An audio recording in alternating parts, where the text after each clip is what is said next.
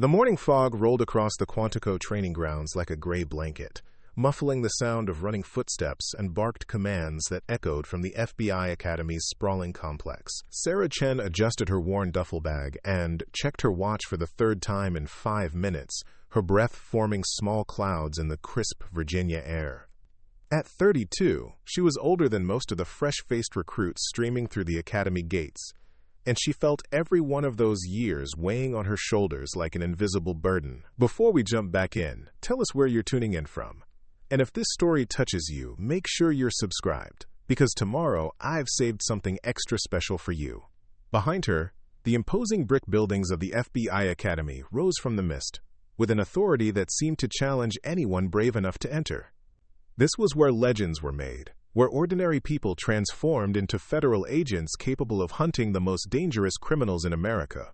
It was also where dreams came to die for those who couldn't measure up to the Bureau's exacting standards. Sarah pulled her FBI Academy jacket tighter around her frame and joined the stream of new agent trainees heading toward the main building. Her fellow recruits moved with the confident stride of people who belonged here, their conversations peppered with talk of law degrees from prestigious universities, prior military service, and family connections to federal law enforcement. Sarah listened to fragments of their discussions while keeping her own background carefully to herself. The truth was that she didn't belong here in any conventional sense. Her bachelor's degree came from a state school that most of these recruits had probably never heard of. She had no military experience, no law enforcement connections, and no family legacy that opened doors in federal agencies. What she did have was a recommendation from a social worker who'd noticed something unusual about the way Sarah approached impossible cases at the Child Protective Services office where she'd worked for the past 8 years. That recommendation had somehow worked its way through bureaucratic channels until it reached someone with enough influence to secure her a spot in the FBI Academy's next training class. Sarah still wasn't entirely sure how it had happened, but she wasn't about to waste the opportunity, regardless of how out of place she felt among her accomplished classmates. The orientation session took place in a sterile conference room that smelled of disinfectant and ambition. Special Agent Jennifer Morrison, the Academy's Deputy Director of Training, stood at the front of the room with a kind of rigid posture that suggested a military background and zero tolerance for weakness. Her steel-gray hair was pulled back in a severe bun, and her eyes scanned the assembled recruits with the calculating assessment of a predator evaluating potential prey. "Welcome to the FBI Academy," Morrison began, her voice cutting through the morning silence like a blade. "Over the next 20 weeks, we will determine which of you have what it takes to wear the badge, and which of you should find alternative career paths. The failure rate in this program is 63%. Most of you will not make it to graduation." Sarah felt the weight of those statistics settling over the room like a heavy blanket. Around her, recruits shifted uncomfortably in their seats, some maintaining confident expressions, while others began to show the first signs of doubt. She kept her own face carefully neutral, a skill she'd developed during years of dealing with hostile parents, uncooperative witnesses, and children who'd learned not to trust adults. "Agent training is divided into 4 primary components," Morrison continued, clicking through slides that displayed weapons, vehicles, and crime scene photographs. Physical fitness, firearms proficiency, legal studies, and practical application exercises. Excellence in all 4 areas is required for graduation. Weakness in any single component will result in dismissal. The presentation continued with details about daily schedules, academic requirements, and performance standards that seemed designed to intimidate rather than inform. Sarah took careful notes while observing her classmates' reactions. Some leaned forward with eager attention, clearly thriving on the challenge being presented. Others appeared increasingly overwhelmed as the scope of their training became clear. When Morrison reached the section on practical application exercises, her tone shifted slightly, taking on the kind of clinical detachment that suggested years of experience with difficult subjects. "You will be exposed to crime scene analysis, investigative techniques, hostage negotiation, and psychological profiling. These exercises are designed to test your ability to think critically under pressure and to handle situations that would break most civilians." She paused to let her words sink in before delivering what felt like a personal challenge to everyone in the room. "The Bureau doesn't need agents who look good on paper. We need people who can walk into a nightmare and emerge with answers. If you're not prepared for that level of responsibility, you should leave now." Nobody moved. Sarah noticed several recruits exchanging glances that suggested they were questioning their own readiness, but none stood up to accept Morrison's implied invitation to quit before training even began. The silence stretched until Morrison nodded with what might have been approval. "Very well. Your first physical fitness assessment begins in 1 hour. Report to the gymnasium in workout attire. Those who fail to meet minimum standards will be dismissed immediately." The FBI Academy's gymnasium buzzed with nervous energy as 52 new agent trainees prepared for their first official assessment. The facility was impressive in its stark functionality, equipped with everything needed to push human bodies to their limits and beyond. Pull-up bars, climbing ropes, and obstacle course components filled the cavernous space, while digital timers and measurement devices waited to record every achievement and failure with mathematical precision. Sarah changed into her workout clothes in a locker room that felt more like a military installation than a typical gym facility.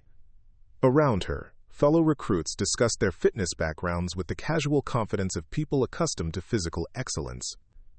Former college athletes compared personal records, ex-military personnel shared stories of boot camp challenges, and several recruits mentioned personal trainers who'd helped them prepare specifically for academy requirements.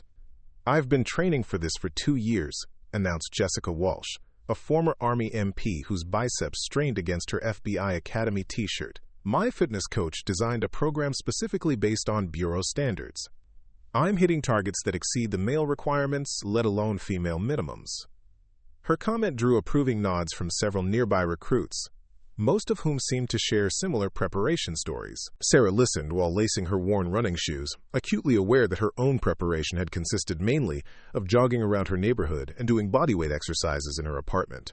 She'd never had access to personal trainers, specialized equipment, or the kind of systematic preparation that her classmates took for granted. "What about you?" asked Marcus Rivera, a former state trooper whose easy smile couldn't quite hide the calculating way he assessed everyone around him. "What's your fitness background?"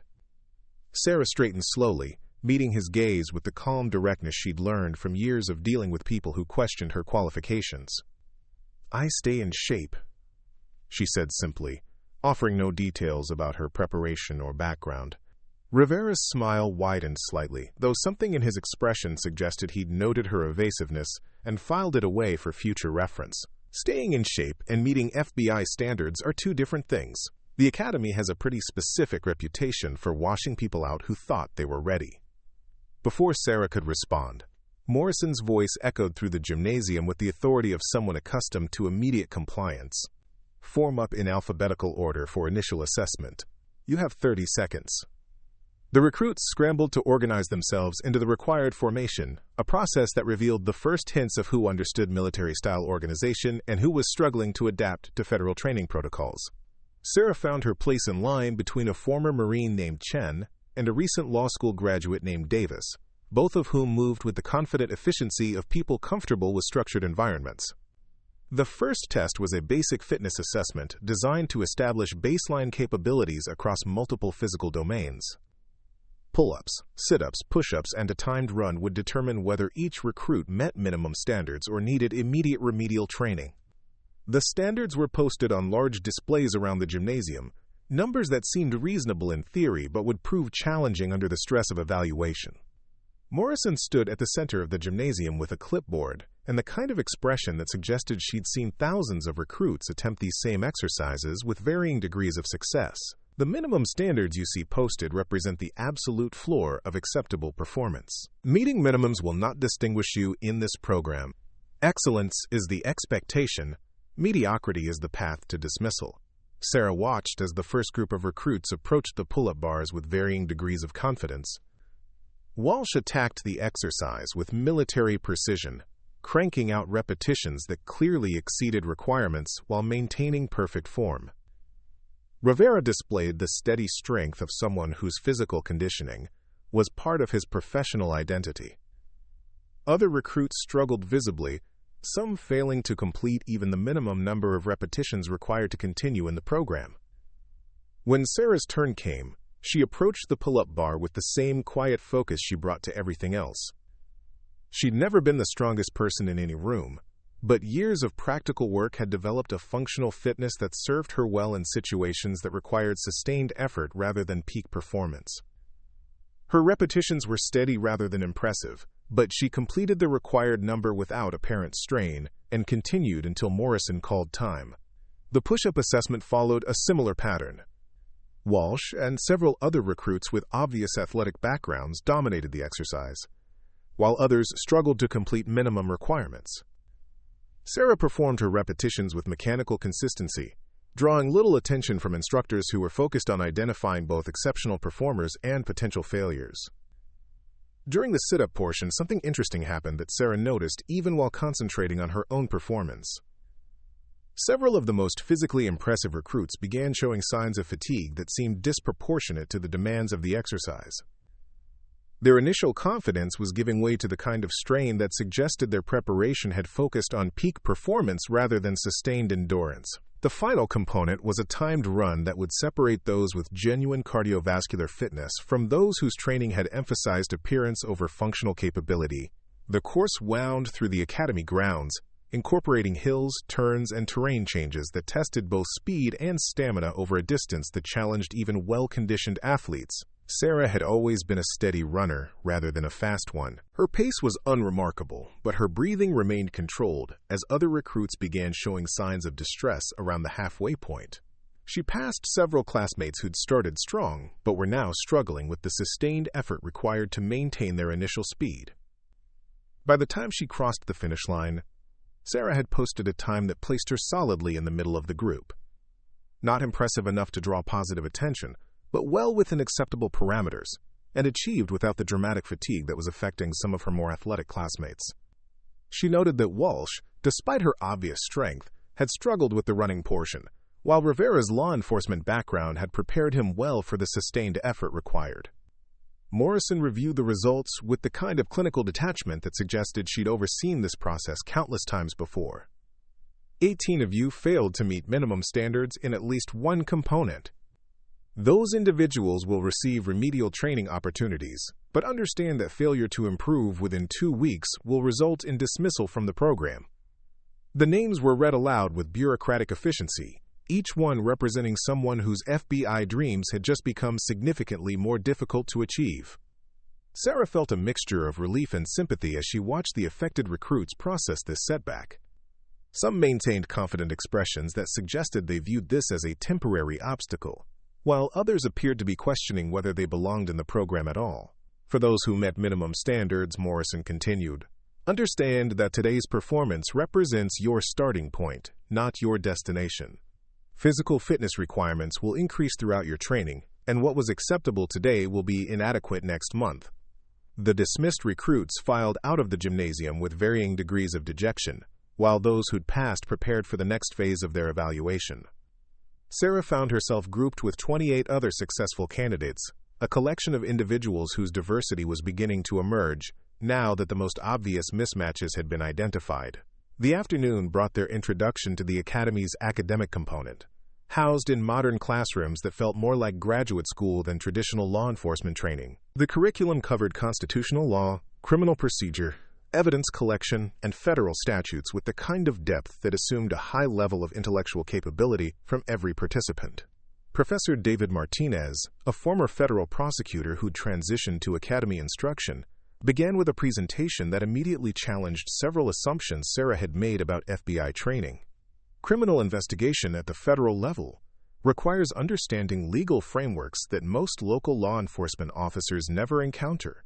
You'll be expected to work within constitutional constraints while pursuing criminals who understand those same constraints and use them as protection. The academic workload was immediately apparent as syllabi were distributed for courses that would run concurrently throughout the 20-week program. Constitutional law, criminal psychology, forensic science, cybercrime investigation, and counterterrorism studies represented just the core requirements. Additional electives were available for recruits who wanted to develop specialized expertise in particular areas. Sarah reviewed the reading assignments with growing concern about her ability to keep pace with classmates who'd attended elite law schools or possessed advanced degrees in relevant fields. The legal terminology alone would require significant study time, And that was before considering the practical application exercises that would test their ability to apply theoretical knowledge under pressure. During the first constitutional law lecture, differences in academic preparation became immediately apparent. Several recruits with law degrees participated in discussions that demonstrated sophisticated understanding of legal principles, while others struggled with basic concepts that Martinez clearly expected them to master quickly. Sarah fell somewhere in the middle, able to follow the logic but lacking the formal legal training that would allow her to engage at the highest level. The Fourth Amendment, Martinez explained while clicking through case studies, provides protection against unreasonable searches and seizures, but federal agents must understand exactly what constitutes reasonableness in various investigative contexts. A search that would be perfectly legal for local police might violate federal standards, and mistakes in this area can destroy prosecutions that took years to develop. He presented scenarios that required recruits to identify constitutional violations and propose alternative investigative approaches that would achieve the same objectives while respecting legal constraints. The exercises revealed the complexity of federal law enforcement in ways that challenged everyone's assumptions about what the job actually entailed. Sarah found herself particularly drawn to the criminal psychology components of the curriculum, material that built on her background in social work in unexpected ways. Understanding criminal behavior patterns, recognizing psychological manipulation techniques, and developing profiles of unknown subjects required skills that weren't entirely different from what she'd used when working with troubled children and dysfunctional families. During one early profiling exercise, recruits were presented with case files from solved investigations and asked to develop psychological profiles of the perpetrators based only on crime scene evidence and victim selection patterns. The exercise was designed to test analytical thinking and the ability to draw logical conclusions from limited information. Most recruits approached the problem with methodical attention to obvious evidence, looking for clear patterns in behavior or physical clues that would point toward specific suspect characteristics. Sarah found herself focusing on subtler indicators, the kinds of details that spoke to emotional states, social circumstances, and psychological needs that might drive criminal behavior. Her profile differed significantly from those developed by her classmates, emphasizing psychological factors that others had overlooked, while de-emphasizing physical evidence that seemed less relevant to understanding the perpetrator's motivations. When the actual case files were revealed, several of her insights proved surprisingly accurate, earning a brief nod of acknowledgement from the instructor who'd been observing the exercise. Preparing and narrating this story took us a lot of time, so if you are enjoying it, subscribe to our channel. It means a lot to us. Now, back to the story. Interesting approach, Dr. Linda Foster commented, reviewing Sarah's work with the kind of attention that suggested professional curiosity. Foster was a former FBI profiler whose experience with serial killers and other complex criminals gave her observations particular weight. Most people focus on what they can see rather than what they can infer. Your analysis suggests familiarity with psychological assessment techniques. Sarah accepted the feedback without elaborating on her background, maintaining the same reserved approach that had characterized her interactions since arriving at the academy. She'd learned that revealing too much about her previous work often led to questions about her qualifications or assumptions about her motivations that she preferred to avoid. The Academy's social dynamics were already beginning to solidify around informal groups based on shared backgrounds and similar preparation levels. Former military personnel gravitated toward each other, sharing perspectives on academy life that drew from boot camp experiences. Law school graduates formed study groups that excluded those without formal legal training. Athletes bonded over fitness challenges and competition. Sarah found herself increasingly isolated from these emerging social networks, not because of any hostility, but simply because she didn't fit neatly into any of the categories that define group membership. Her age, background, and reserved demeanor created barriers that seemed minor individually but collectively left her operating as something of an outsider within the recruit population. The isolation became more apparent during mealtimes in the academy cafeteria, where seating arrangements reflected the social hierarchies that were developing among the recruits. Sarah often found herself eating alone or with the few other recruits who, for various reasons, didn't belong to the main social groups. The conversations at nearby tables reinforced her sense of being fundamentally different from her classmates. "My father was FBI for 25 years, one recruit was explaining to an interested audience. "He's been preparing me for this program since I was in high school." Most of what they're teaching us I've been hearing about over family dinners for years. Another table featured discussions of law school experiences, internships with federal agencies, and connections that had helped various recruits secure their positions in the academy. The casual mention of advantages that Sarah had never possessed highlighted the gap between her background and those of her classmates. But it was during the practical application exercises that the real challenges of FBI training began to emerge, testing capabilities that couldn't be developed through academic study or physical conditioning alone. These exercises were designed to simulate the psychological pressure of real investigations, forcing recruits to make decisions under stress while maintaining professional standards and legal compliance. The first major exercise involved a simulated crime scene that had been constructed with meticulous attention to detail. Recruits working in teams were required to process evidence, interview witnesses, and develop investigative theories within strict time constraints, while instructors observed and evaluated their performance.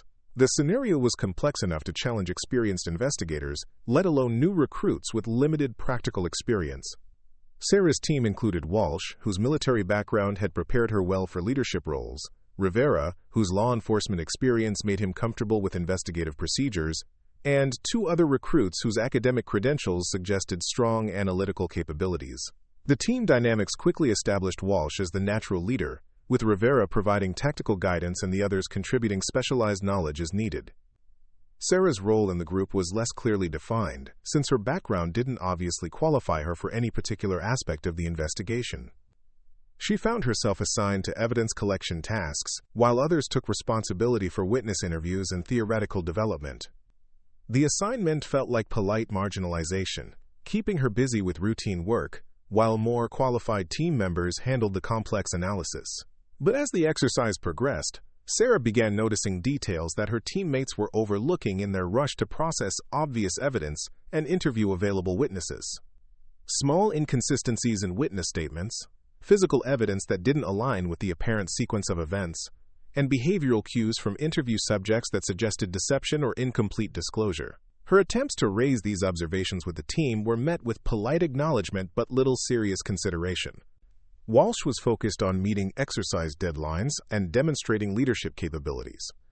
Rivera was confident in his law enforcement experience and skeptical of insights from someone without investigative background.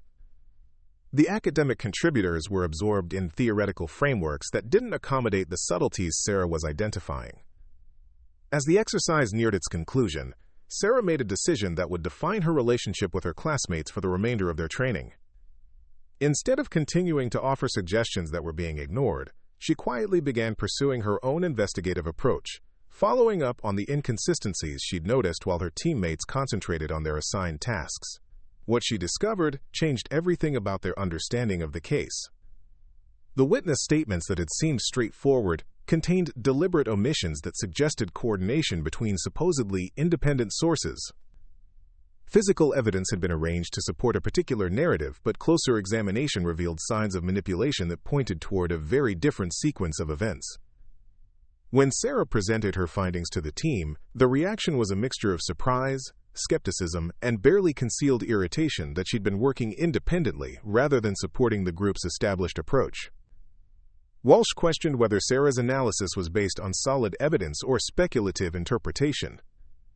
Rivera suggested that her lack of investigative experience made her conclusions unreliable. But when the exercise concluded and instructors revealed the actual case parameters, Sarah's independent analysis proved to be significantly more accurate than the team's official conclusions. The scenario had been designed to test recruits' ability to recognize deception and manipulation, challenges that required psychological insight rather than just procedural competence. Dr. Foster, who'd been observing the exercise, approached Sarah afterward with questions about her investigative approach and the methods she'd used to identify deception patterns that other recruits had missed. The attention was flattering but also uncomfortable, drawing notice that Sarah had been trying to avoid. "Your analysis demonstrated sophisticated understanding of criminal psychology," Foster observed.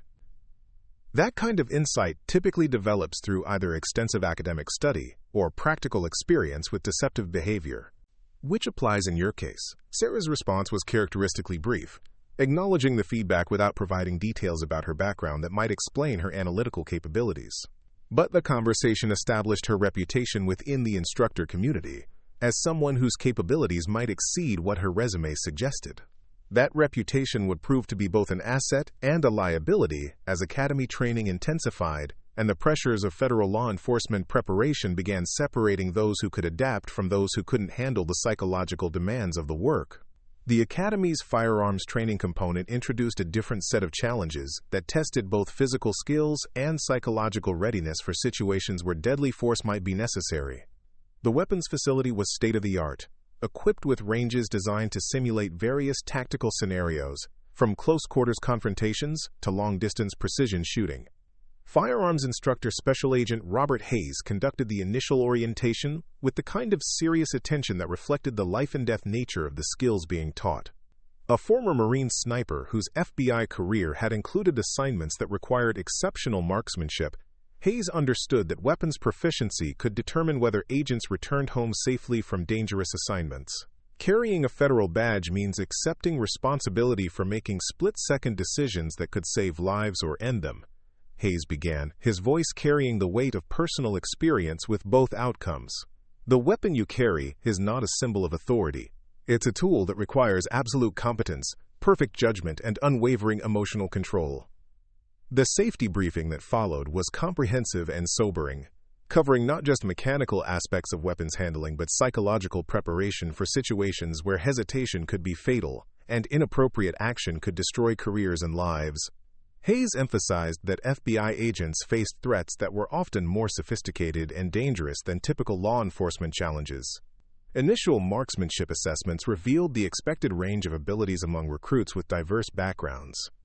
Former military personnel and law enforcement officers demonstrated obvious competence with firearms, while others struggled with basic accuracy in weapons handling. Sarah fell into the middle category, displaying adequate shooting skills without particular distinction. But as firearms training progressed beyond basic marksmanship into tactical scenarios, different capabilities became apparent. The ability to shoot accurately under stress, make rapid decisions about target identification, and maintain emotional control during simulated confrontations required skills that weren't necessarily related to prior shooting experience. During one exercise that simulated a hostage situation, recruits were required to engage armed suspects while avoiding injury to innocent bystanders in a scenario that changed rapidly based on their decisions. The psychological pressure was intense, designed to test judgment and emotional control under the kind of stress that paralyzed some people and revealed hidden strengths in others. Sarah's performance during this exercise surprised both instructors and fellow recruits. While her marksmanship remained unremarkable, her decision-making under pressure demonstrated the kind of calm analysis that experienced agents developed only after years of dangerous assignments. She identified threats accurately, avoided engaging targets that would endanger bystanders, and maintained clear communication throughout scenarios that left other recruits struggling with information overload. Hayes noted her performance with the kind of attention he typically reserved for recruits who showed exceptional promise. "Interesting responses under pressure," he commented after reviewing the exercise results. "Most people either freeze or react too quickly. You're processing information and making decisions at a pace that suggests experience with high-stress situations." The observation was accurate but raised questions about Sarah's background that she continued to deflect with general responses about her previous work experience.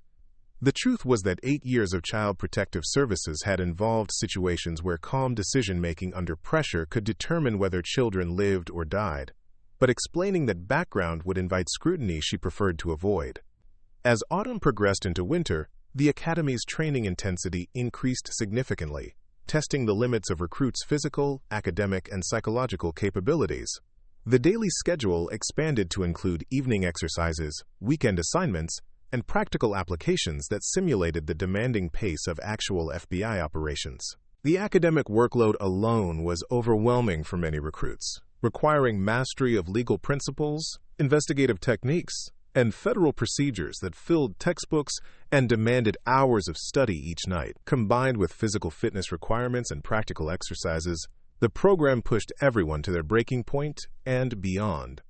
Sarah found herself struggling with the academic component more than she'd anticipated, not because the material was beyond her intellectual capabilities, but because her background hadn't provided the foundation that other recruits took for granted. Legal terminology, federal statutes, and constitutional principles required intensive study that left little time for other activities. Her study groups, when she could find them, often assumed knowledge that she didn't possess, making collaboration difficult and highlighting the gaps in her preparation. She spent increasingly long hours in the academy library, working alone to master material that others seemed to understand intuitively. The social isolation that had begun during the first weeks of training became more pronounced as study groups solidified around academic capabilities and shared backgrounds.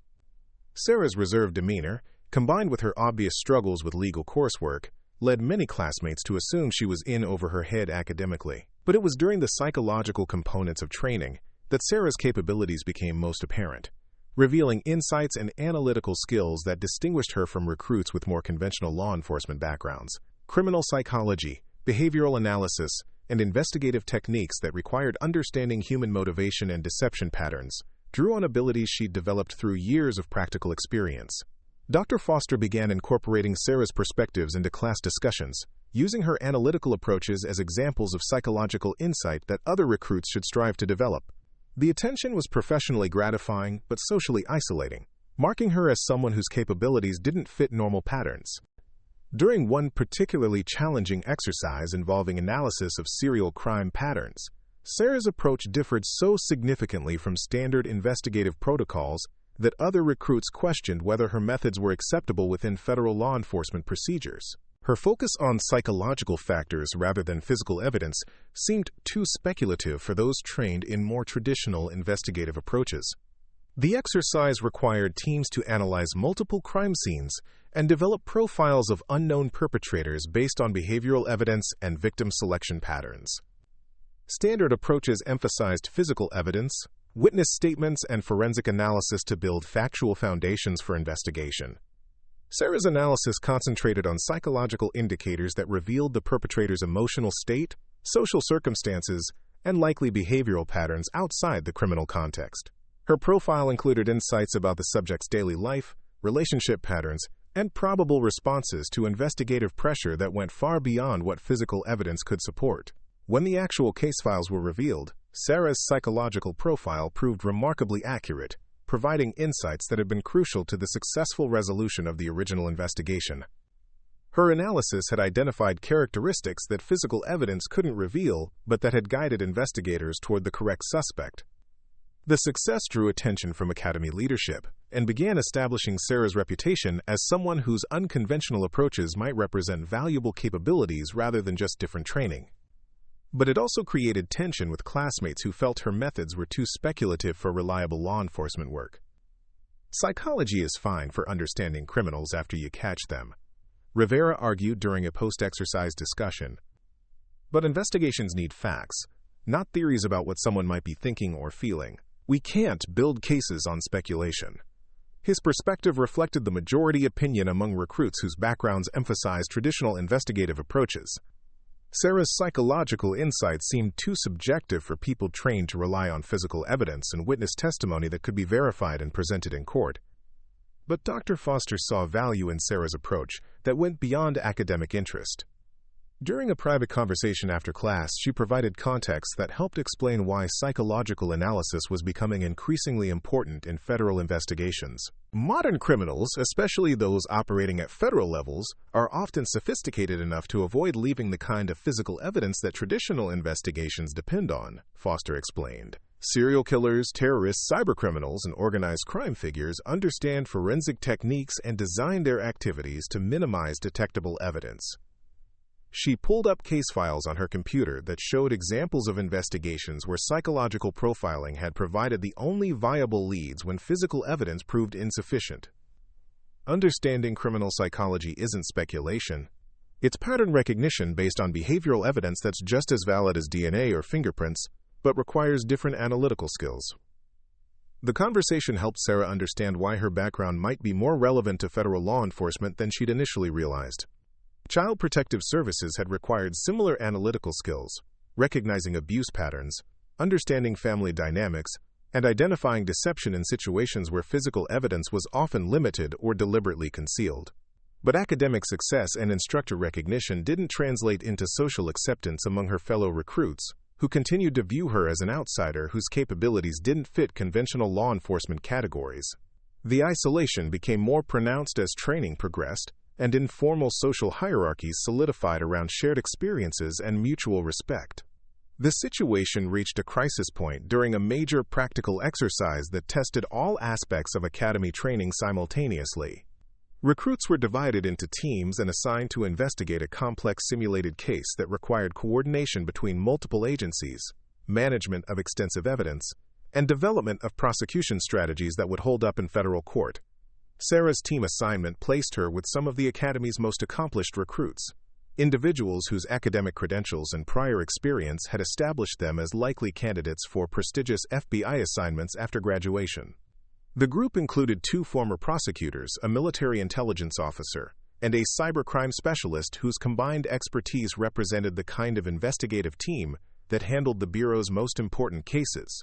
The case scenario involved a multi-state crime pattern that suggested organized criminal activity with potential terrorism connections. Physical evidence was limited, witness testimony was contradictory, and jurisdictional issues complicated efforts to coordinate investigative activities across multiple agencies. The exercise was designed to challenge even experienced investigators, let alone academy recruits. Sarah's teammates approached the problem with systematic attention to legal procedures, evidence protocols, and interagency coordination requirements that reflected their professional backgrounds. Their analysis was methodical and comprehensive, addressing every aspect of the investigation with the kind of thoroughness that would satisfy federal prosecutors and defense attorneys. But their focus on procedural correctness and legal compliance missed psychological patterns that suggested the crimes were connected by more than just geographic proximity or similar methods. Sarah identified behavioral indicators that pointed toward a single perpetrator whose activities revealed specific psychological needs and emotional triggers that could predict future behavior. Her attempts to incorporate psychological analysis into the team's investigative approach were met with polite dismissal from teammates who viewed her insights as speculative addition to their fact-based investigation. They acknowledged her observations but didn't consider them relevant to developing actionable investigative strategies. Frustrated by her inability to contribute meaningfully to the team's work, Sarah began developing her own analysis in parallel to their official investigation.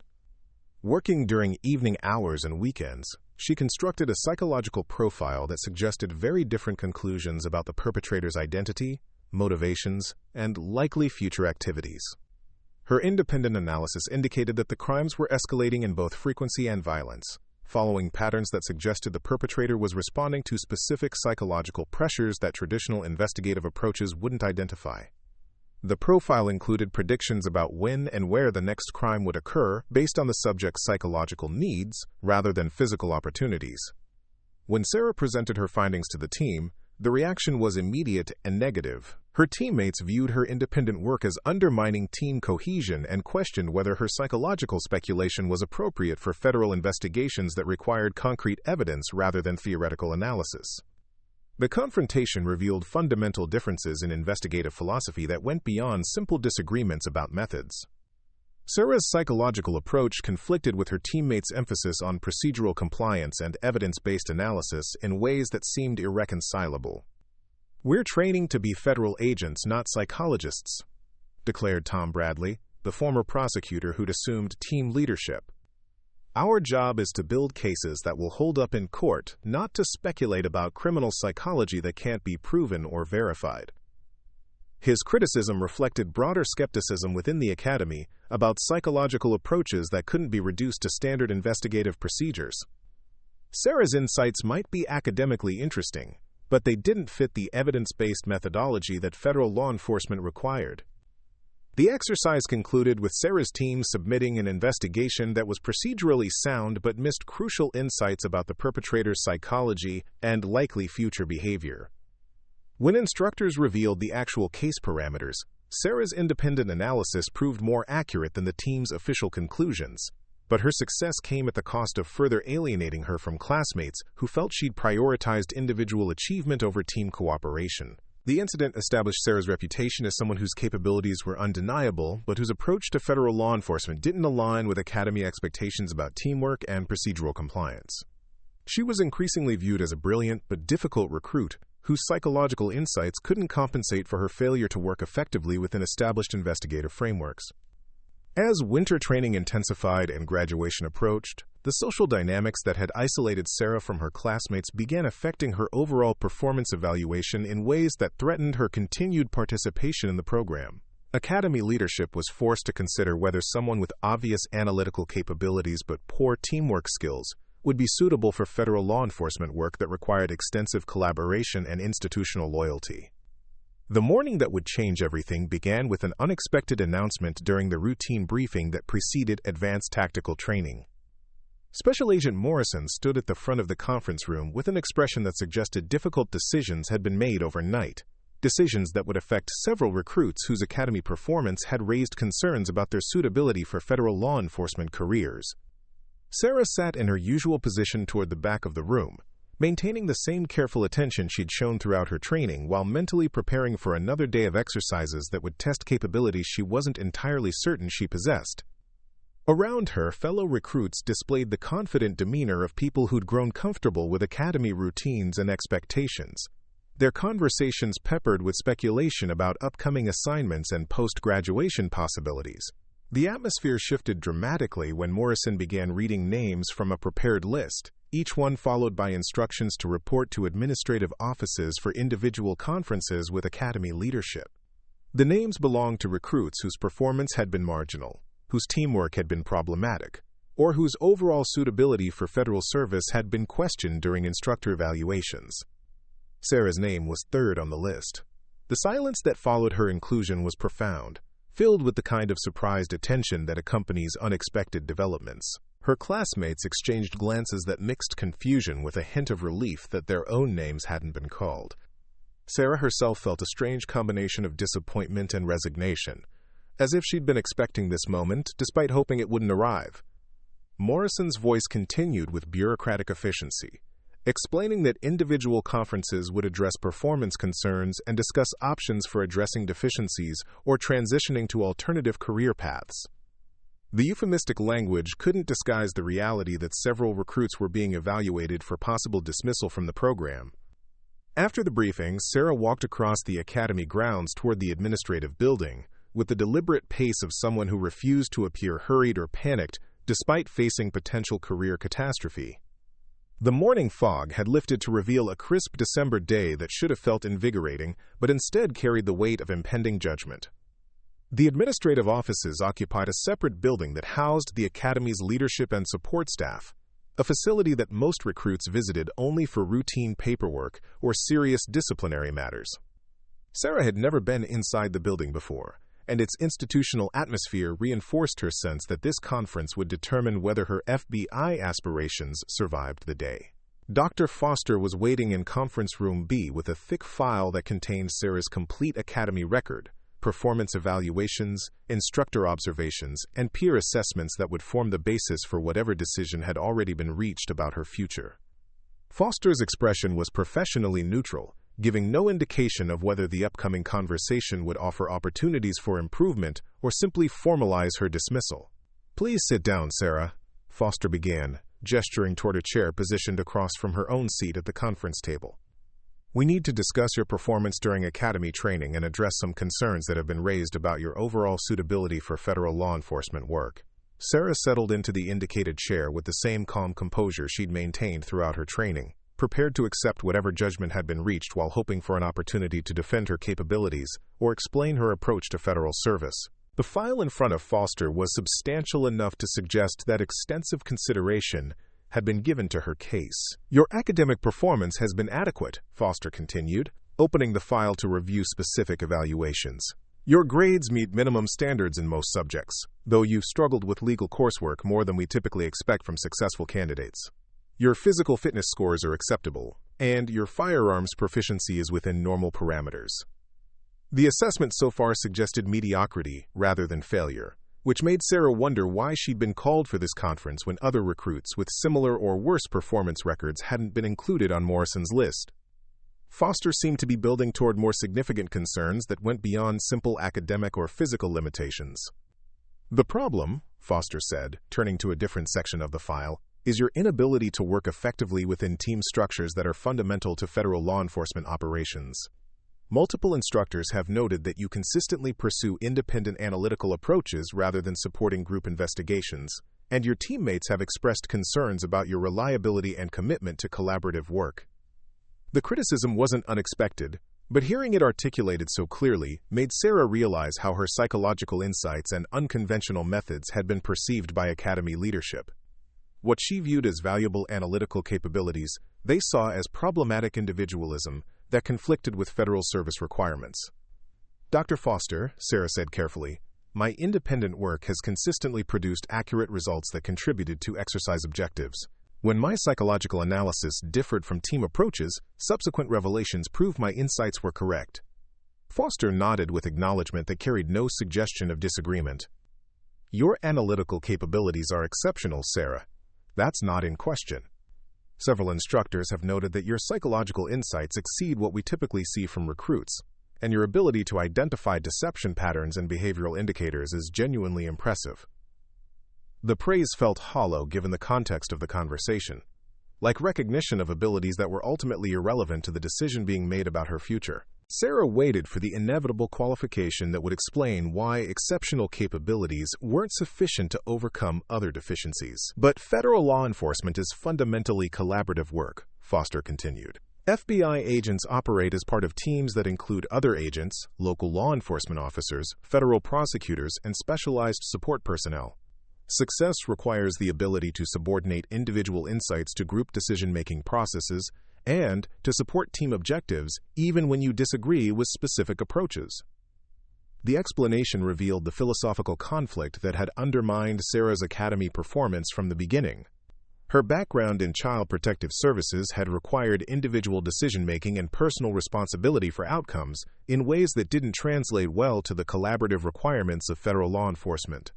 "Your teammates have consistently reported that you pursue independent investigations rather than supporting team efforts," Foster said, referring to specific examples from recent exercises. "During the multi-jurisdictional exercise, you developed an entire parallel analysis without consulting team members or incorporating your insights into the group's official investigation." Sarah recognized the incidents being described but viewed them differently than her teammates and instructors apparently had. Her independent work had produced valuable insights that improved overall understanding of the cases being investigated, even if her methods hadn't aligned with established team protocols.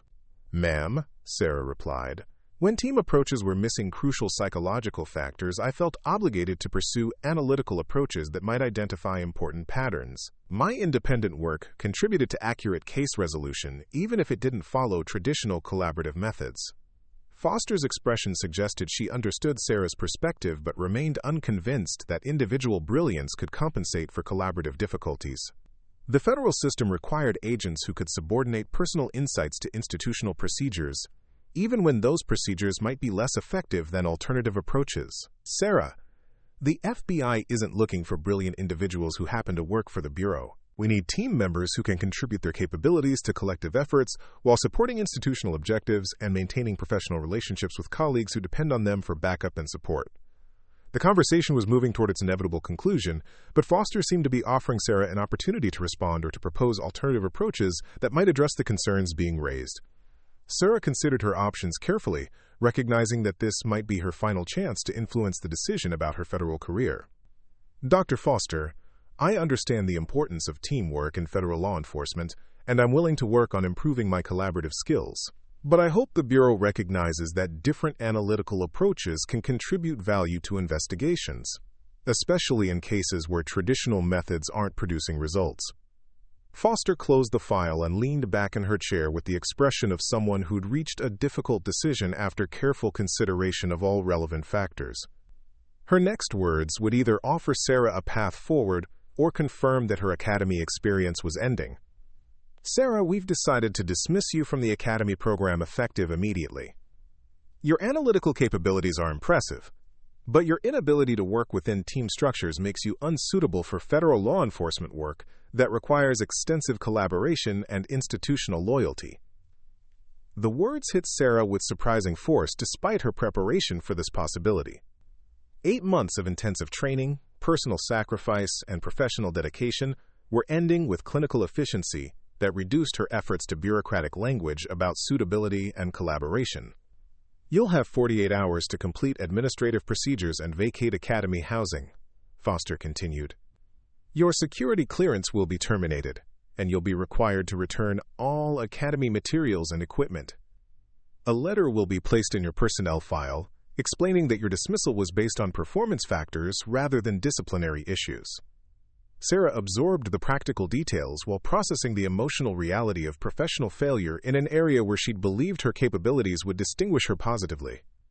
The dismissal wasn't based on lack of ability, but on institutional incompatibility that seemed almost impossible to overcome through individual effort. Is there any appeal process or opportunity for remedial training? Sarah asked, though her tone suggested she already knew the answer. Foster's response confirmed that the decision was final, based on comprehensive evaluation that had considered multiple opportunities for improvement throughout the training program. Academy dismissals are rarely overturned, and your case doesn't involve circumstances that would justify review. Your analytical capabilities are noted in your file, and they may be relevant for other federal positions that don't require the same collaborative requirements as agent work.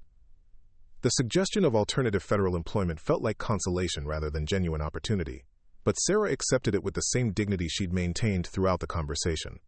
Her FBI aspirations were ending, but her professional capabilities remained intact, even if they weren't suitable for the career path she'd chosen. Walking back across the academy grounds for the final time as a recruit, Sarah felt a complex mixture of emotions that included disappointment, relief, and uncertainty about her future direction. The dismissal was professionally devastating, but also freed her from institutional expectations that had never quite aligned with her natural, analytical approaches. Her classmates were engaged in afternoon tactical exercises when she returned to collect her personal belongings from the dormitory room that had been her home for 8 months. The facility felt different now that she was leaving, more like institutional housing than the training environment where she'd hoped to develop federal law enforcement capabilities. The process of packing personal items and returning academy equipment was mechanically simple but emotionally complex, representing the end of aspirations that had required significant personal and professional sacrifices to pursue. Sarah found herself wondering whether the dismissal represented personal failure or institutional inflexibility that couldn't accommodate valuable capabilities that didn't fit standard categories.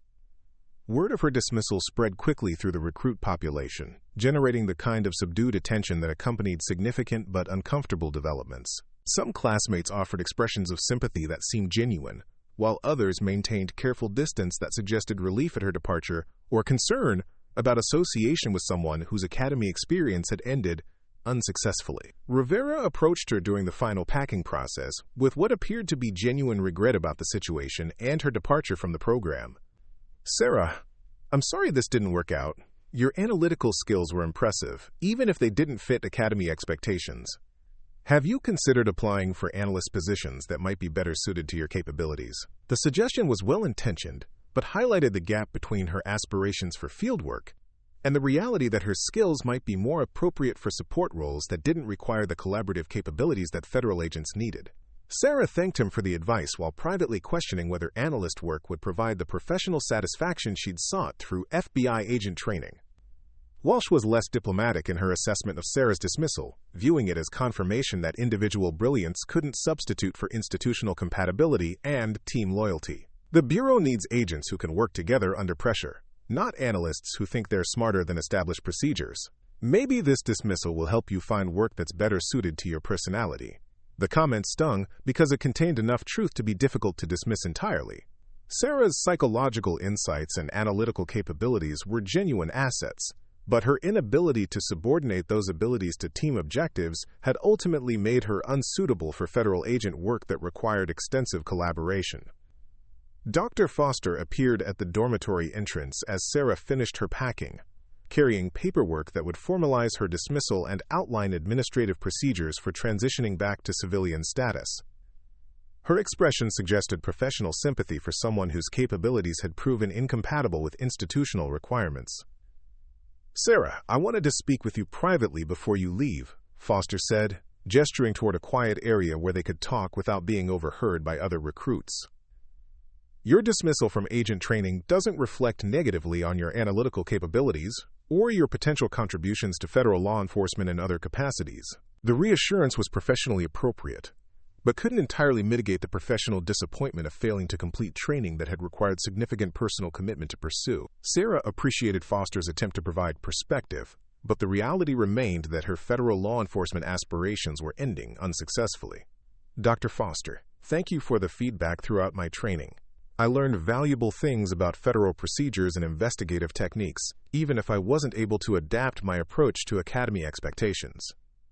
Foster nodded with understanding that suggested she recognized the genuine difficulty of balancing individual capabilities with institutional requirements. Sarah, your psychological insights and analytical abilities are exceptional. Consider positions where those capabilities can be utilized without the collaborative constraints that made agent training problematic for you. The conversation concluded with administrative details about final paperwork, security clearance termination, and procedures for maintaining contact with academy placement services that might identify alternative federal employment opportunities. Sarah completed the required forms with efficient attention to bureaucratic details while mentally preparing for the transition back to civilian employment. The drive away from Quantico felt simultaneously liberating and devastating.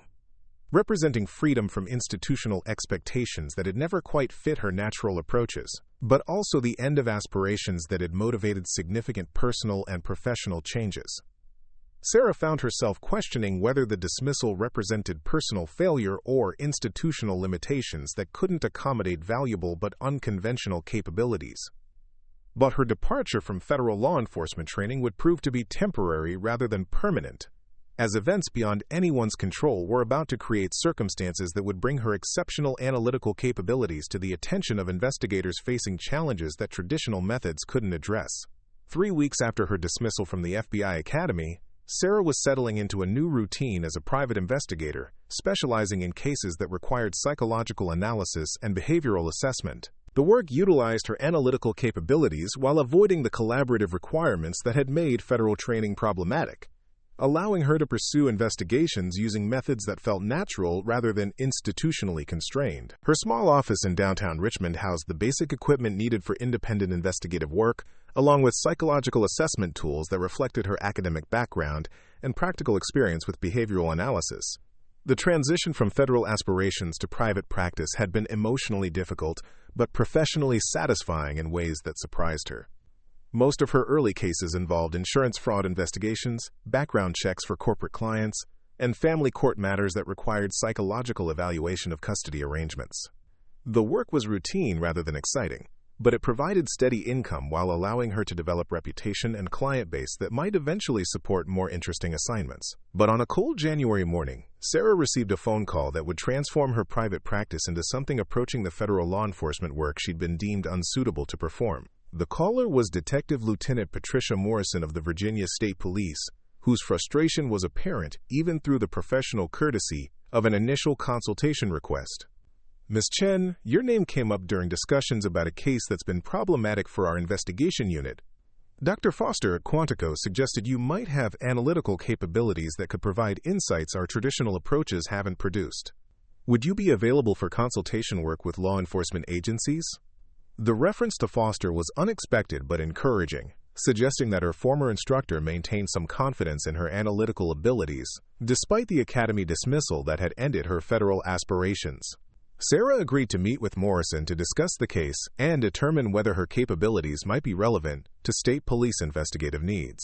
The Virginia State Police headquarters in Richmond was substantially different from the FBI Academy's imposing facilities, reflecting the practical requirements of state law enforcement rather than federal training and operations. Morrison's office was functional rather than impressive, filled with case files, evidence boxes, and the accumulated materials of someone whose career had been spent solving crimes that often resisted easy resolution. Morrison was a 20-year veteran whose experience with difficult investigations had taught her to value analytical approaches that produced results regardless of their conformity to standard procedures. Her initial assessment of Sarah was businesslike rather than social, focused on determining whether her capabilities justified the consultation fees that budget-conscious state agencies preferred to avoid. "We have a situation that's been developing over the past 6 months," Morrison began, opening a thick file that contained crime scene photographs, forensic reports, and investigative summaries that spoke to extensive but unsuccessful efforts to identify a perpetrator. Multiple homicides across 3 jurisdictions with characteristics that suggest a single offender, but physical evidence has been minimal and witness testimony has been contradictory. Sarah reviewed the materials with the same systematic attention she'd brought to academy exercises, but now her analytical capabilities could be applied without concern for team consensus or institutional approval. The crime scene photographs revealed patterns that traditional investigations might overlook, behavioral indicators that spoke to psychological factors rather than physical evidence. The cases involved women in their 20s and 30s, who'd been found in remote locations under circumstances that suggested careful planning rather than opportunistic violence. The perpetrator had taken measures to minimize physical evidence while leaving psychological signatures that revealed specific behavioral patterns and emotional needs. "What approaches have been tried so far?" Sarah asked, noting details in the crime scene photography that suggested the perpetrator's psychological state and probable background characteristics. Morrison described investigative methods that had included forensic analysis, witness interviews, geographical profiling, and coordination with federal databases that tracked similar crime patterns across multiple jurisdictions. Traditional law enforcement approaches had been thorough and competent, but hadn't produced viable leads or suspect identification. The problem is that this individual understands investigative procedures well enough to avoid leaving the kind of evidence that typically drives successful prosecutions, Morrison explained. "We need analytical approaches that can identify patterns and predict behavior based on psychological factors rather than physical evidence." Sarah recognized immediately that this case represented exactly the kind of challenge where her psychological insights might provide value that traditional methods couldn't achieve. The perpetrator's sophistication suggested law enforcement knowledge or criminal justice education that allowed him to avoid standard investigative techniques. "Lieutenant Morrison, I'd like to review all available materials and visit the crime scenes if possible. My analytical approach focuses on behavioral patterns and psychological indicators that might not be apparent through traditional investigative methods." Morrison agreed to provide complete case access while maintaining appropriate security protocols for active investigation materials. Sarah's consultation would supplement rather than replace ongoing investigative efforts, providing psychological analysis that might identify leads for traditional follow-up. The case files revealed a level of criminal sophistication that explained why standard investigative approaches had proven insufficient. The perpetrator demonstrated knowledge of forensic procedures, crime scene processing, and investigative techniques that allowed him to minimize detectable evidence while satisfying psychological needs that drove his criminal behavior. But Sarah's analysis identified patterns that weren't apparent through traditional investigative approaches, behavioral indicators that revealed the perpetrator's emotional state, social circumstances, and probable daily life characteristics. Her psychological profile suggested someone whose apparent normalcy masked deep psychological disturbance that manifested through carefully planned criminal activities.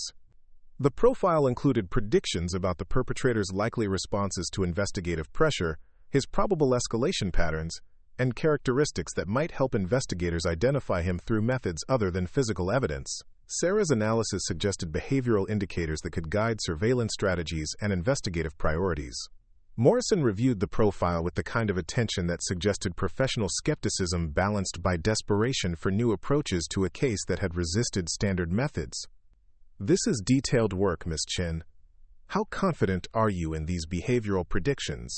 Sarah's response reflected both confidence in her analytical methods and recognition that psychological profiling provided investigative guidance rather than definitive identification. The profile is based on consistent behavioral patterns that suggest specific psychological characteristics, but it should be used to guide investigative priorities rather than replace traditional methods. The consultation concluded with an agreement for ongoing analytical support as the investigation continued, allowing Sarah to contribute her psychological insights while state police investigators pursued leads using traditional law enforcement approaches. The arrangement provided both agencies with capabilities they lacked individually. But within days of submitting her initial profile, events would unfold that transformed Sarah's consultation into something approaching the frontline federal work she'd been dismissed from academy training for being unsuitable to perform. The perpetrator's behavior was about to escalate in ways that would test both her analytical capabilities and her psychological readiness for situations where theoretical analysis became life-and-death decision-making. The call came at 2 in the morning on a Thursday in late January, waking Sarah from sleep with the urgent tone that accompanies developments too significant to wait for normal business hours. Morrison's voice carried the strained alertness of someone whose night had been disrupted by circumstances that demanded immediate attention regardless of the hour. "Sarah, we have another victim, but this one's different. The scene includes elements that match your profile predictions, and there's evidence suggesting the perpetrator may have been interrupted during his activities. We need you here as soon as possible."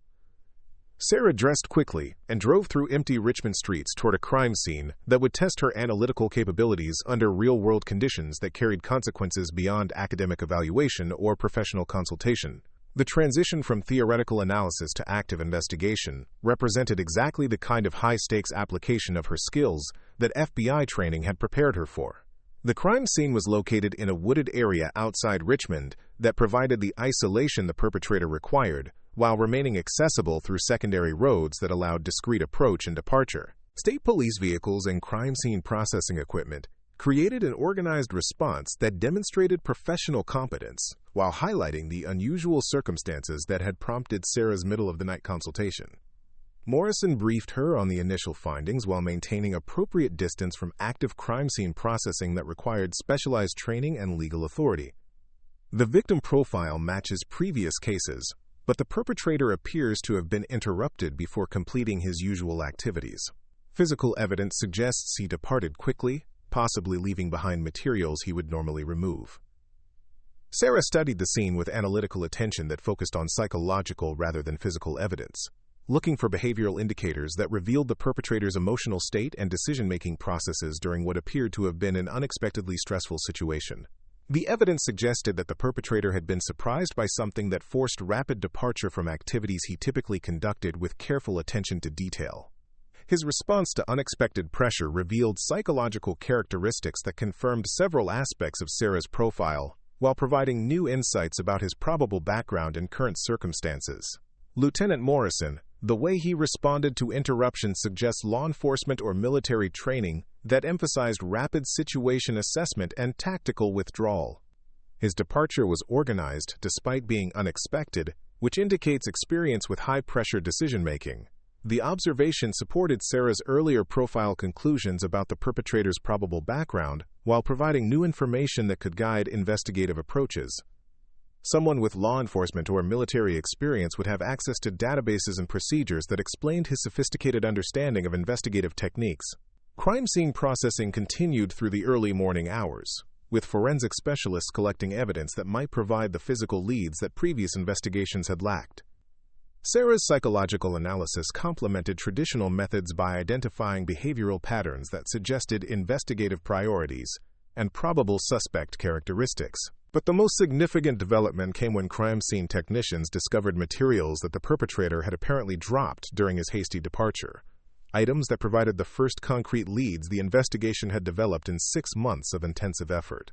The materials included personal items that suggested specific occupational background and geographical connections that could guide traditional investigative approaches. Combined with Sarah's psychological profile, the physical evidence provided a framework for suspect identification that neither approach could have achieved independently. Morrison coordinated the integration of psychological analysis with traditional investigative methods, using Sarah's behavioral insights to prioritize leads while state police investigators pursued suspects through conventional law enforcement channels. The collaboration represented exactly the kind of analytical support that Sarah had hoped to provide through federal agent work.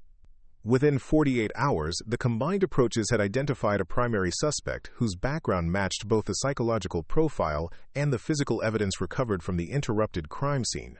The identification represented breakthrough progress that transformed the investigation from reactive response to proactive pursuit of a specific individual. But the suspect's reaction to investigative pressure would prove that Sarah's psychological analysis had been accurate in ways that created new dangers for both law enforcement officers and potential victims. The perpetrator's response to being identified would test everyone's preparation for confronting criminal behavior that combined intelligence, desperation, and absolute willingness to use violence to avoid capture. The suspect was Marcus Webb, a former military police officer whose FBI background check had been terminated during academy training for psychological evaluation concerns that proved prophetic in hindsight. His law enforcement knowledge and military training had provided exactly the capabilities that allowed him to avoid detection during 6 months of sophisticated criminal activity. Webb's response to being identified was immediate and violent, beginning a pursuit that would require all of Sarah's analytical capabilities and force her to make decisions under pressure that would determine whether additional victims survived his escalating desperation to avoid capture. The manhunt for Marcus Webb began at dawn on Friday morning with resources that reflected the seriousness of pursuing a trained law enforcement officer who understood investigative procedures well enough to exploit their weaknesses. Virginia State Police coordinated with federal agencies, local departments, and specialized units that brought capabilities specifically designed for tracking dangerous suspects who possessed tactical training and criminal sophistication. Sarah found herself at the center of investigative efforts that exceeded anything she'd experienced during academy training, working alongside seasoned investigators whose expertise complemented her psychological analysis in ways that created unprecedented collaborative effectiveness.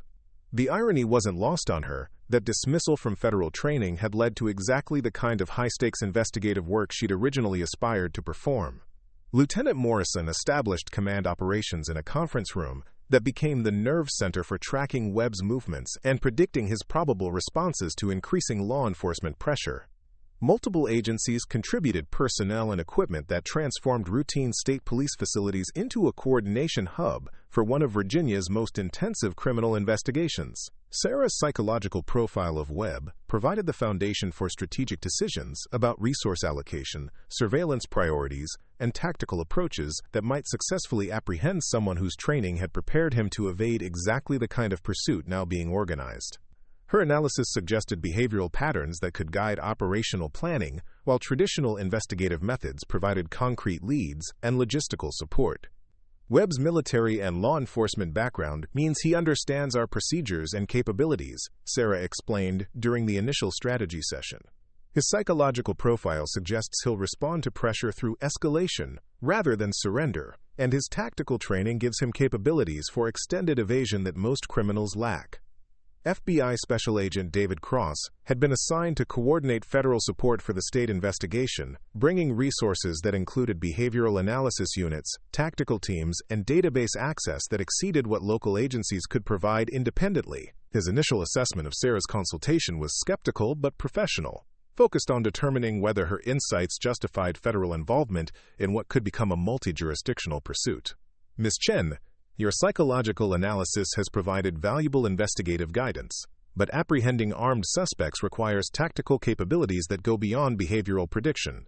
How confident are you in your assessment of this individual's probable responses to law enforcement pressure? Sarah's answer reflected both confidence in her analytical methods and recognition that psychological profiling provided strategic guidance rather than tactical certainty. Agent Cross, Webb's behavioral patterns suggest he'll prioritize avoiding capture over minimizing collateral damage, which means he's likely to escalate violence rather than surrender peacefully. His law enforcement training gives him tactical capabilities, but his psychological profile indicates decision-making that will become increasingly irrational under pressure. Cross reviewed the case files with attention that suggested growing respect for the analytical approach that had identified Webb when traditional methods had proven insufficient. The psychological profile had predicted characteristics that physical evidence subsequently confirmed, demonstrating investigative value that exceeded what he'd initially expected from civilian consultation. Your analysis correctly identified his probable background and behavioral patterns, Cross acknowledged. Federal resources will support state operations based on your strategic assessment, but we need continuous psychological evaluation as circumstances develop. Criminal behavior under extreme pressure often deviates from established patterns. The coordination between psychological analysis and tactical operations represented exactly the kind of collaborative investigative work that Sarah had been deemed unsuitable for during academy training. But the high-stakes reality of pursuing a dangerous suspect required capabilities from all participants rather than institutional conformity to predetermined roles and procedures. Webb's initial response to identification confirmed Sarah's predictions about escalation rather than surrender. Within hours of learning that law enforcement had connected him to the serial killings, he abandoned his residence and began a pattern of movement that demonstrated both tactical sophistication and increasing psychological instability. His first priority was eliminating evidence that could support prosecution, beginning with attempts to destroy materials at locations connected to his criminal activities. But his approach to evidence destruction revealed the kind of methodical planning that his psychological profile had predicted, activities that provided opportunities for law enforcement surveillance while confirming behavioral assessments. Sarah monitored these developments from the command center while providing real-time analysis of Webb's decision-making and probable future actions. Her psychological insights guided tactical deployments that anticipated his movements, while traditional surveillance methods tracked his actual activities through methods he understood but couldn't entirely avoid. "He's operating according to a predetermined plan that he developed for this contingency," Sarah observed while reviewing surveillance reports. "His movements aren't random or panicked. He's following specific procedures that suggest extensive preparation for the possibility of identification and pursuit." The observation helped investigators understand that Webb's evasion efforts represented careful planning rather than desperate improvisation, which meant his actions could be predicted through psychological analysis of his planning methodology rather than just tactical assessment of immediate circumstances. But Webb's psychological profile also suggested that his planning would eventually give way to emotional instability as pressure increased and his options became limited. Sarah's analysis indicated that his criminal behavior was driven by psychological needs that wouldn't be satisfied by simple evasion, which meant he would eventually seek opportunities to continue his activities despite law enforcement pursuit. Agent Cross, Webb's psychological profile indicates he won't be satisfied with just avoiding capture. His criminal behavior serves specific emotional needs that won't be met through passive evasion. He'll eventually seek opportunities to engage in activities that satisfy those psychological drives, even if it increases his risk of apprehension. Cross had enough experience with dangerous suspects to recognize the implications of Sarah's assessment. "You're suggesting he'll continue killing even while being actively pursued by law enforcement?" Sarah's response carried the weight of psychological analysis that revealed uncomfortable truths about criminal motivation that went beyond simple criminality.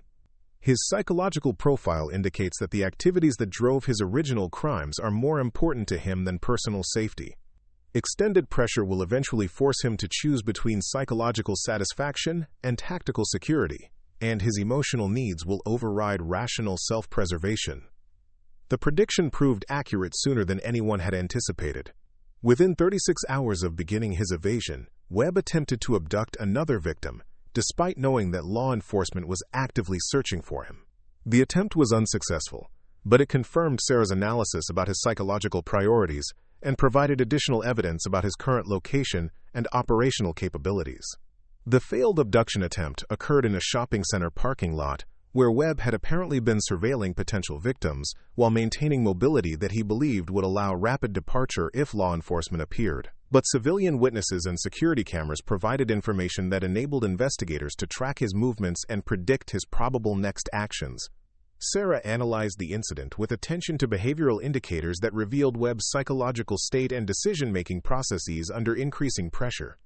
The attempt confirms that psychological needs are overriding tactical judgment. His selection criteria and approach methodology remain consistent with previous crimes, but his execution is becoming more desperate and less controlled. Cross-coordinated tactical response based on Sarah's psychological assessment combined with physical evidence from the attempted abduction. If he's prioritizing criminal activity over personal safety, he'll continue seeking opportunities despite surveillance pressure.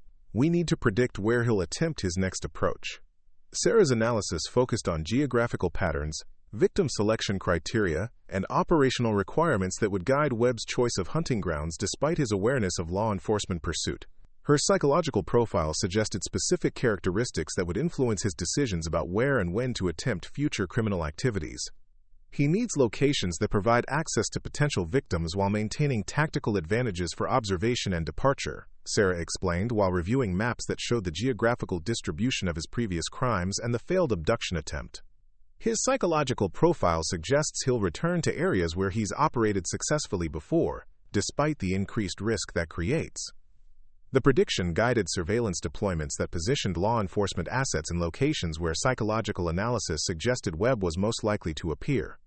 Traditional investigative methods provided tactical support, while behavioral analysis determined strategic priorities that maximize the probability of successful apprehension. But Webb's tactical training made direct surveillance extremely difficult, requiring innovative approaches that combined psychological prediction with technological capabilities that could track his movements without revealing law enforcement presence. The pursuit was becoming a complex game of anticipation and response that tested both his evasion skills and investigators' analytical capabilities.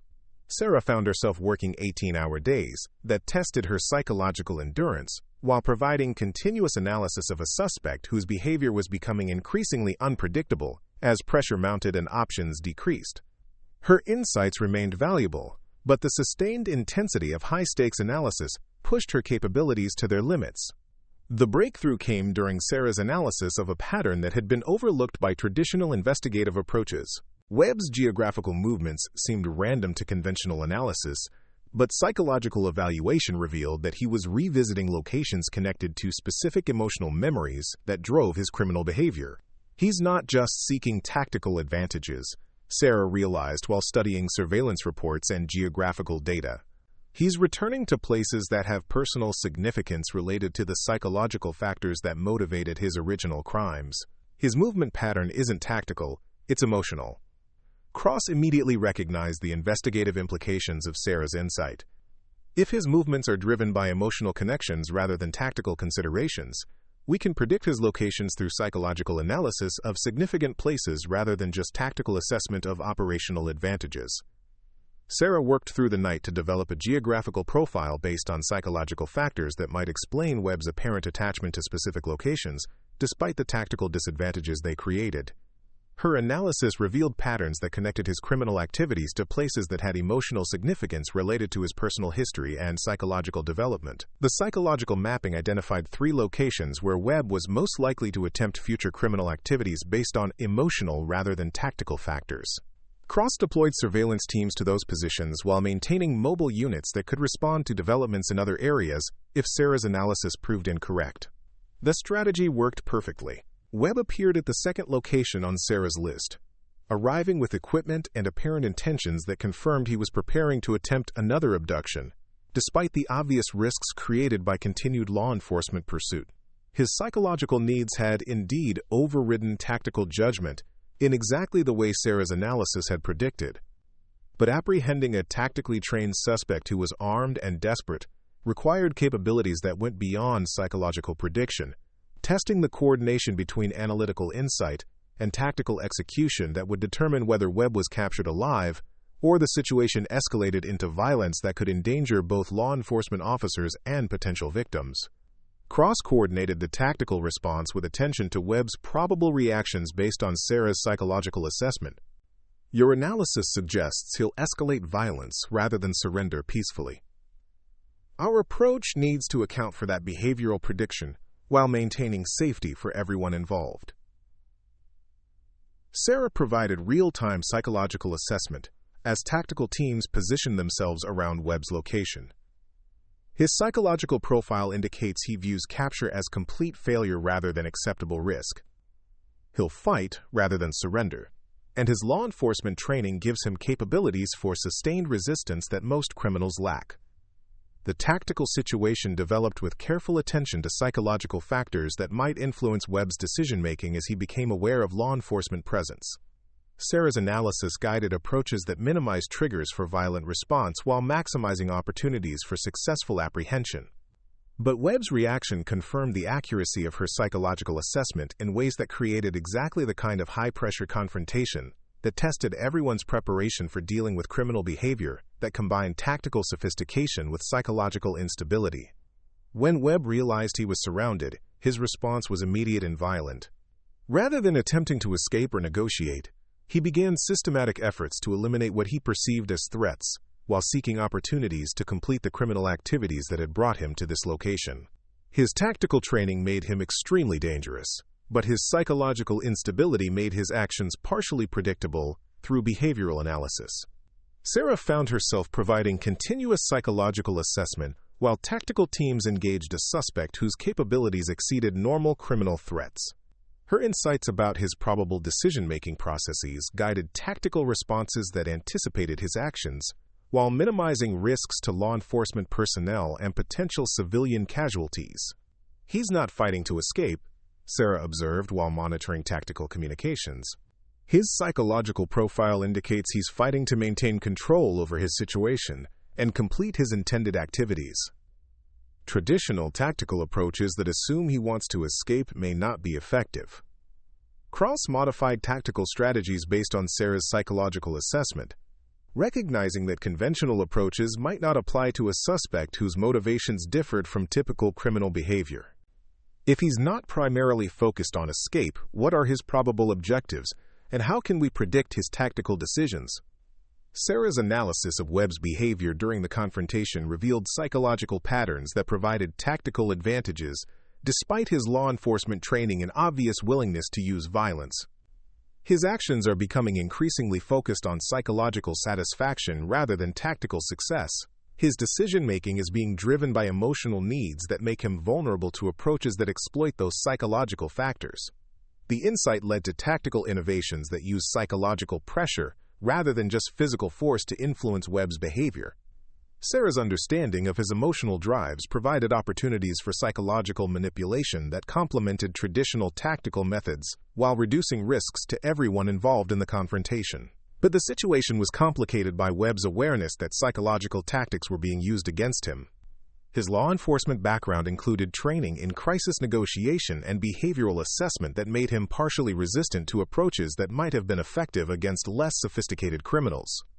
The confrontation extended through the afternoon as tactical teams maintained containment, while attempting approaches that might resolve the situation without escalating violence. Sarah provided continuous psychological assessment that guided negotiation strategies and tactical positioning, based on her analysis of Webb's emotional state and decision-making processes. Her insights proved crucial when Webb attempted to break containment through an approach that demonstrated both tactical sophistication and psychological desperation. His actions confirmed Sarah's predictions about his probable responses to extended pressure, while creating new tactical challenges that required immediate psychological assessment. "He's transitioning from defensive positioning to offensive action," Sarah observed, while analyzing Webb's behavioral changes. His psychological profile indicates this represents complete abandonment of self-preservation in favor of achieving psychological objectives. He's become extremely dangerous because he's no longer concerned with personal survival. Cross recognized that Webb's psychological transition created tactical urgency that required immediate resolution rather than extended containment. If he's abandoned self-preservation, conventional tactical approaches won't be sufficient. We need strategies that account for an opponent who isn't deterred by normal threat assessments. Sarah's psychological analysis guided final tactical approaches that exploited Webb's emotional vulnerabilities, rather than relying on conventional deterrents that weren't effective against someone whose psychological state had deteriorated beyond rational self-interest.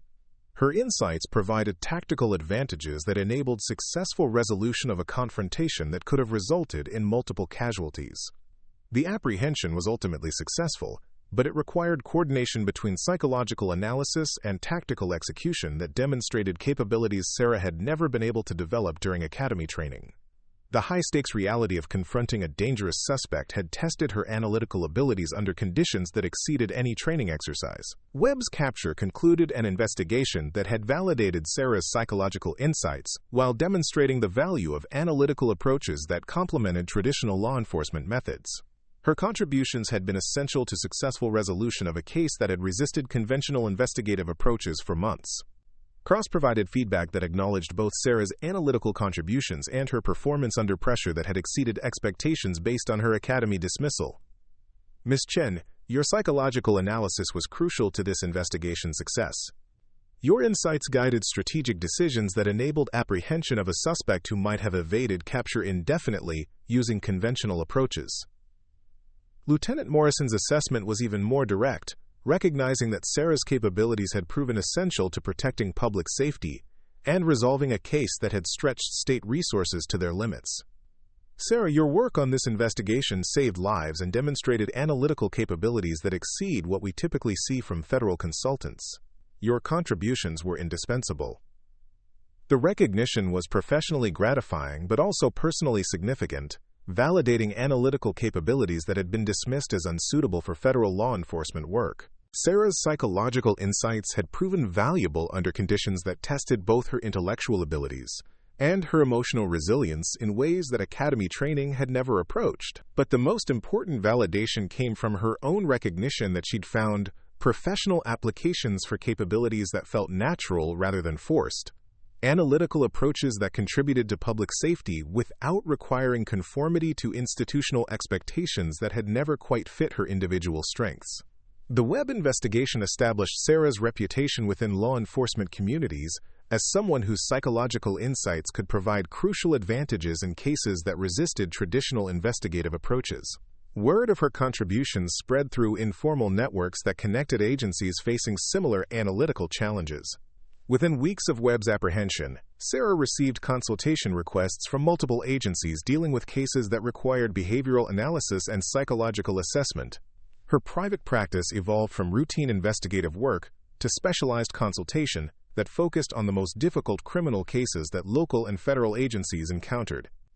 The work provided professional satisfaction that exceeded anything she'd experienced during academy training, utilizing her analytical capabilities in contexts that valued results rather than institutional conformity. Sarah found herself contributing to investigations that saved lives and protected public safety through methods that felt authentic rather than artificially constrained.